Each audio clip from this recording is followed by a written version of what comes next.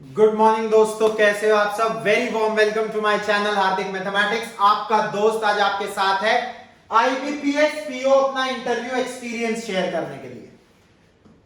देखो यार, मैंने पहला अटेम्प्ट दिया था पिछले साल 2021 में IBPS PO MT 11th notification थी। जो प्रीलिम्स मेरा था, आपको मैं बताऊं 11 दिसंबर को। डेट ये मुझे इसलिए याद है क्योंकि मेरे दोस्त के भाई की शादी थी 11 दिसंबर की। ठीक है, 11 दिसंबर 2021 को प्रीलिम्स था। 5 जनवरी उस दिन उस दोस्त का बर्थडे था जिसके भाई की शादी थी, तो 5 जनवरी को रिजल्ट आया, हो गया। 22 जनवरी को मेरा एग्जाम था मेंस का। 10 फरवरी को उसका रिजल्ट आया, वो भी हो गया। 2 मार्च को अब बात आती है इंटरव्यू की। 2 मार्च 2022 को मेरा इंटरव्यू था Bank of India sector 62 Noida में। Bank of India sector 62 Noida में सुबह 8:30 बजे मुझे बुला लिया गया। सुबह पहली शिफ्ट में मेरा इंटरव्यू था। इंटरव्यू से फ्री में हुआ होऊंगा लगभग 12 बजे। टाइम इतना क्यों लगता है सुन लो, पूरी चीज बताऊंगा, क्या हुआ, कैसे हुआ, क्या मेरा स्कोर था, सब कुछ बताऊंगा। जो पूरा देखेगा वो समझ जाएगा क्या मेरा स्कोर था। और जिसे लग रहा है वो बोरिंग, मैं ये बता दूं, 12th जो अब इस साल हुआ है, जो अब इंटरव्यू दोगे, जो तुम लोग मुझे देख रहे हो, भाई मेरा भी इंटरव्यू है 19 तारीख को 1 बजे। 19 फरवरी 2023 मेरा भी इंटरव्यू है। ये मेरा पहला अटेम्प्ट था, इसमें भी मैं इंटरव्यू राउंड तक पहुंचा लेकिन ओवरऑल में नहीं हो पाया था। ये मेरा दूसरा अटेम्प्ट है, इसमें भी मैं प्रीलिम्स और मेंस दोनों क्वालिफाई करके फाइनल अटेम्प्ट में इंटरव्यू है 19 तारीख को। इस बार मेरा इंटरव्यू मैं नोएडा का रहने वाला हूं, लेकिन इस बार इंटरव्यू नोएडा में नहीं है, इस बार इंटरव्यू है लखनऊ। मेरा ग्रैंड जेबीआर होटल में मेरा इंटरव्यू पड़ा है 19 तारीख का। ठीक है, स्कोर क्या था भैया ये सुन लो पहले यार, देखे तुझे जब तुझे कुछ मिला हो। सॉरी, पहला attempt prelims mains interview score. Interview में मेरा स्कोर था 70 नंबर, पूरे 70, 100 में से। कुछ को अच्छा लगेगा, कुछ को लगेगा यार मॉडरेट है, कुछ को लगेगा बेकार है। ठीक है भाई, देखो 80 85 एक बहुत अच्छा स्कोर माना जाता है, लेकिन सबका नहीं आता, सबका नहीं आता। हो सकता है मेरा इस बार आ जाए, पिछली बार नहीं आ पाया, पर मैं जो अपना बेस्ट दो, वहां पे अपना बेस्ट दो। तो देखो 8:30 बजे एंट्री हुई। सबसे पहले तो तुम्हारी गेट पे एंट्री होगी, नाम, roll number, registration number, clear है। अब तुम जाओगे अंदर, सबसे पहले होगा डीवी, नहीं डॉक्यूमेंट वेरिफिकेशन से पहले भी होगा बायोमेट्रिक।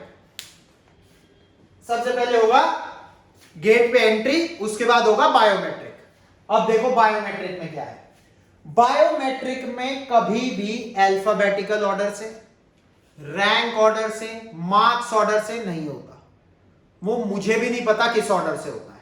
मैं सबसे पहला आदमी था जो वहां जाके अंदर बैठ गया था, और मेरा लास्ट था। 25 बच्चे थे मेरे रूम में, 24वां मेरा नंबर था, तो भी मुझे लास्ट तक बैठना पड़ा था। तुम 12 बजे के 1 बजे के इंटरव्यू में 12 बजे जाके बैठ जाओगे, उन्हें कोई मतलब नहीं है। उन पे लिस्ट है, पता नहीं तुम्हारा नाम कौन से नंबर पे आ जाए, वो लोग कैसे अरेंज करते हैं कुछ नहीं पता।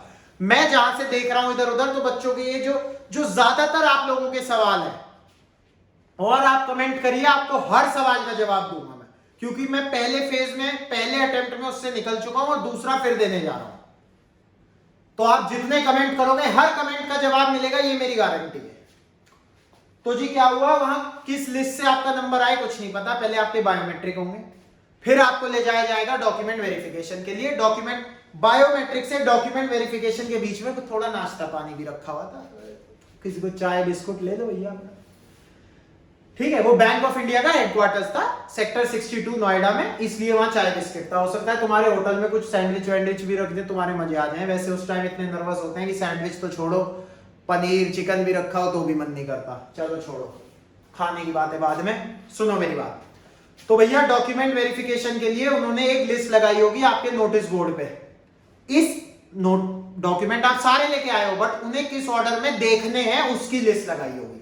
सबसे पहले इंटरव्यू कॉल लेटर, आईबीपीएस का application, 10th 12th marksheet, degree, caste certificate, no objection certificate, so on and so forth. तो डॉक्यूमेंट्स प्लीज लेके जाना, जिनका खासकर सेंटर काफी दूर पड़ा है, डॉक्यूमेंट की वजह से आपकी मेहनत बेकार नहीं जानी चाहिए। देखो यार, जिस स्टेज पे तुम और हम खड़े हैं ना, लाखों उसकी तैयारी कर रहे हैं, तो हर रिजल्ट पे खुश हो और हर जॉब की, हर पोजीशन की रिस्पेक्ट करो। 1 million, 10 lakh, 20 lakh, 2 million, million बच्चे तैयारी कर रहे हैं, और हमें तुम्हें मौका मिला है प्री निकाल के, मेंस निकाल के इंटरव्यू तक पहुंचने का, तो उसे खराब नहीं जाने देना यार, उसे खराब नहीं जाने देना। पूरी मेहनत जितनी मेंस में है उतनी रहनी चाहिए। करंट अफेयर्स, फाइनेंशियल अवेयरनेस से अगर लिंक तोड़ दिया तो वहां तुम डगमगा सकते हो। अब सुनो मेरी बात, डीवी हो गया, उस डीवी होने के बाद कम से कम आधे से पौना घंटा, 1 मिनट पॉज लेंगे जरा, हाँ, तो आधे से पौना घंटा लगभग इंतजार करना पड़ा। उसके बाद भैया जी हमें बोल दिया गया कि अब एक एक करके बुलाएंगे, तो बुलाया गया। तो मैं अंदर गया, 4 सर 1 मैडम, 1 2 3 4 सर थे, लास्ट में कोने में मैडम बैठी। घुसते इंट्रोडक्शन हो गया जी, बता दिया। अच्छा, फिर अब आप हमें एक बात बताओ, आप कहां से हो? मैं नोएडा से हूं। नोएडा के बारे में मैंने पढ़ रखा था। आपके पिताजी कहां पैदा हुए? वो चाहते थे मैं किसी गांव का नाम लूं, लेकिन मैंने नोएडा पढ़ रखा था, मैंने कह दिया नोएडा से नहीं है। और हुए भी, मेरे डैड यहीं पे हुए, born and brought up in Noida. लेकिन वो आ गए अब डेप्थ पे कि भैया दादाजी बताओ। मैं कहा यार दादाजी, मैं कहा फिर वो मुजफ्फरनगर, यूपी मुजफ्फरनगर। तो उन्होंने कहा ठीक है, अब बताओ वेस्टर्न यूपी और ईस्टर्न यूपी में कौन सा बेटर है? वेस्टर्न यूपी और ईस्टर्न यूपी में कौन सा बेटर है? Western UP. क्यों बेटर है? एग्रीकल्चरल प्रोडक्टिविटी ज्यादा है। क्यों? क्योंकि वो मुझे गांव की तरफ ले गए, तो एक तो ये होना ही था आंसर। मैं पढ़ के नहीं गया था, बट वो मेरे गांव की तरफ जा रहे हैं और मुझे पता है वहां पे एग्रीकल्चर अच्छा है और ईस्टर्न यूपी में नहीं है, तो एक ये पॉइंट तो होगा ही होगा। मैं कह रहा हूं ईस्टर्न यूपी में बेस्ट हो, वेस्टर्न से तो कम है, तो ये तो बोल ही सकते हैं कि वेस्टर्न यूपी में एग्रीकल्चरल एक्टिविटीज ज्यादा होती है, एग्रीकल्चरल प्रोडक्टिविटी ज्यादा है, एग्रीकल्चरल लैंड ज्यादा फर्टाइल है। पहला सवाल ठीक है जी, ये मेरे से पूछा था बीच में जो सेंटर में बैठे थे चेयरमैन सर ने। ठीक है, दूसरा मेरे से पूछा गया एनपीए क्या होता है, नॉन परफॉर्मिंग एसेट। इसके बाद सवाल हुआ था राइट में जो सर बैठे थे उन्होंने। एक चीज ध्यान रखना, स्माइल के साथ एंटर करना है, स्माइल के साथ एग्जिट करना है। चाहे वो तुम्हारी कितनी भी बैंड बजा दे, मैं तुम्हें बार बार कह रहा हूं, उन्हें कोई फर्क नहीं पड़ रहा तुम्हें कुछ आता है या नहीं। मैं बार बार कह रहा हूं, कोई फर्क नहीं पड़ता। नॉलेज मेंस में टेस्ट हो चुकी है, आपकी पर्सनालिटी, आपका एटीट्यूड, आपका वे ऑफ बिहेविंग वो चेक करना चाह रहे हैं।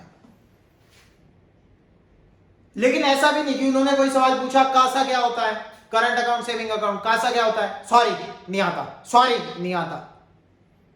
कासा क्या होता है sir, sorry sir I am not able to recall. ये है आपका, ये होना चाहिए मेरे हिसाब से वे ऑफ, ये होना चाहिए। ये नहीं कासा सॉरी नहीं आता, सॉरी सर नहीं आता, एकदम नहीं है। 1 2 3 second, I am not able to recall. अच्छा कोशिश करो 5 सवाल पूछे तो पांचों में अलग अलग जवाब दो। Sorry sir I don't know, sorry sir I am not able to recall, sorry sir I have studied but I am not able to get it at this point of time, sorry sir it is in my mind but I am not able to convert it into my words. इस तरीके से, और हमेशा answer देते हुए जिसने पूछा है उसकी तरफ मैक्सिमम वर्ड्स, अगर आप 10 लाइन का सेंटेंस बोल, 10 वर्ड्स का सेंटेंस बोल रहे हो, 6 उसकी तरफ देख के, 4 बाकियों की तरफ देख के, 4 बाकियों की तरफ देख के। रूम में एंटर, चलो मैं बता रहा हूं, रूम में एंटर सूट के 2 बटन होने चाहिए।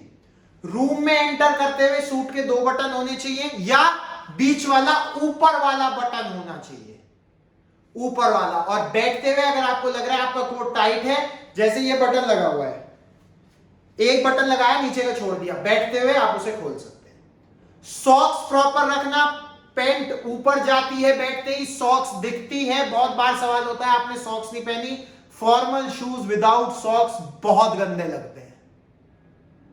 एक एक चीज वो बता रहा हूं जो मेरे साथ हो चुकी, जिस वजह से शायद मेरे नंबर कम रहे। मैं सॉक्स पहन के गया था, मैं सॉक्स के बिना नहीं गया था, बट मैं वो बता रहा हूं जो जो चीजें हुई। शायद मैं इतना आई कांटेक्ट घुमा घुमा के नहीं बता पाया, जो मुझे लगता है मेरी कम मार्क्स के कारण रहे। फिर कासा पूछा मेरे से, करंट अकाउंट सेविंग अकाउंट के बारे में, नॉन परफॉर्मिंग एसेट पूछा। फिर फिर मेरे से पूछा उन्होंने कि अच्छा एक बात बताओ, एनपीए कैसे कम हो सकता है। ठीक है बताओ, प्रोज एंड कॉन्स दोनों बताओ। मतलब उन्होंने मेरे से ऐसे पूछा था कि कोई आदमी अगर आपको नहीं दे रहा लोन वापस नहीं कर रहा बैंक को, तो आप उसे कैसे कन्विंस करोगे। तो देखो इसमें प्रोज एंड कॉन्स दोनों बताओ। कैसे बताओगे कि भैया सुनो सर, मैं उसे मोटिवेट करूंगा किस तरीके से लोन देने के लिए, वापस रीपे करने के लिए। क्यों, कैसे मोटिवेट करोगे आप? ऐसे करूंगा कि सर आप लोन रीपेमेंट करिए ताकि आपका क्रेडिट स्कोर अच्छा रहे, फ्यूचर में आप कभी लोन लेना चाहें तो आपको इजीली मिल जाए, और आपका जो भी कोलैटरल है या जो भी चीज आपने रखी हुई है कोलैटरल के तौर पे, उससे वसूल ना करना पड़े बैंक को। ठीक है, प्रोज ज्यादा बताओ, कॉन्स कम बताओ, ताकि आपका जो कस्टमर है उसे ऐसा ना लगे कि आप उस पर दबाव डाल रहे हैं। कॉन्स क्या है सर? वही प्रोज का उल्टा, क्रेडिट स्कोर बिगड़ जाएगा, फ्यूचर में आपको कभी जरूरत पड़ गई, भगवान ना करे आपको लोन लेने की फ्यूचर में भी जरूरत पड़ जाए। भाई उन्हें तो यही कहेंगे ना, हर आदमी चाहता है लोन के बिना काम नहीं पड़ जाए, बैंक का ही तो मेन मकसद है लोन। ठीक है, कि आपको लोन की जरूरत पड़ गई तो सर आपको लोन नहीं मिलेगा क्योंकि आपका क्रेडिट स्कोर अच्छा नहीं है या आप प्रीवियस लोन का रीपेमेंट नहीं कर पाते, एनपीए डिक्लेयर्ड है आप, ये काम है। अच्छा, फिर उन्होंने पूछा अच्छा एक बात बताओ, अगर आपने कोई लोन ले रखा है, मैं कहा हाँ ले रखा है, तो उसकी ईएमआई के लिए, मैंने नहीं मोहन ने ले रखा है, तो आप उसकी ईएमआई के लिए बैंक क्या करता है? मैं कहा सर बैंक लोन की जिस दिन ईएमआई की डेट होती है उससे 3 से 4 दिन पहले एक रिकॉर्डेड कॉल भी करता है, और हर दिन आपको मैसेज भी आता है 4 दिन पहले, हर दिन मतलब 4 दिन पहले ईएमआई की डेट से, कि भैया आज आपकी 4 दिन बाद इतने इतने रुपए की ईएमआई कटने वाली है इस चीज के लिए। ठीक है, गुड। फिर 1-2 क्वेश्चन हुए थे मेरे से, मेरी ब्रांच से रिलेटेड मेरे से कोई क्वेश्चन नहीं हुआ, मेरी फैमिली से रिलेटेड मेरे से कोई क्वेश्चन नहीं हुआ, नोएडा से रिलेटेड मेरे से कोई क्वेश्चन नहीं हुआ। हाँ एक मेरे से क्वेश्चन हुआ था, आप अपने गांव जाते हो? मैंने कहा हाँ सर जाता हूं कभी कभी। कहां से जाते हो? मैं कहा सर पहले मैं रूट पता होना चाहिए, अगर आप कह रहे हो मैं इस गांव का हूं, मैं इसमें ट्रैवल करता हूं, या आप जहां से आए हो आपका नोएडा है, नोएडा रहते हो, लखनऊ इंटरव्यू देने आए हो, कैसे आए हो, कितनी देर लगी, कितने डिस्टेंस है, तो मेरे से पूछ लिया गांव जाते हो? मैं हाँ सर मुझे फटाफट जाता हूं। सॉरी यार मुझे पता ही नहीं, मैं बोले जा रहा हूं कि उधर वीडियो बंद हो गई, फोन में मेमोरी बंद खत्म हो गई, वीडियो बंद हो गई, हमें पता ही नहीं। हाँ तो मैं क्या कहता हूँ, मैं मेरठ जा रहा हूँ, तो भैया मेरठ जा रहे हो? हाँ तो कैसे जाते हो? मैं पहले मुरादनगर मोदी नगर से जाता था, अब मैं मेरठ हाईवे बना है नया उससे जा रहा हूँ। तो उन्होंने मेरे से पूछ लिया कि भैया आप एक बात बताओ, मैं बेटा एक बात बताओ, मेरठ हाईवे पे टोल है जो नया हाईवे बना है? मैंने कहा हाँ सर टोल है। अच्छा कितने का है? मैं सर 155 का है। तो आप गए थे? मैंने हाँ सर मैं रिसेंटली गया था। तो 155 रुपए दिए आपने?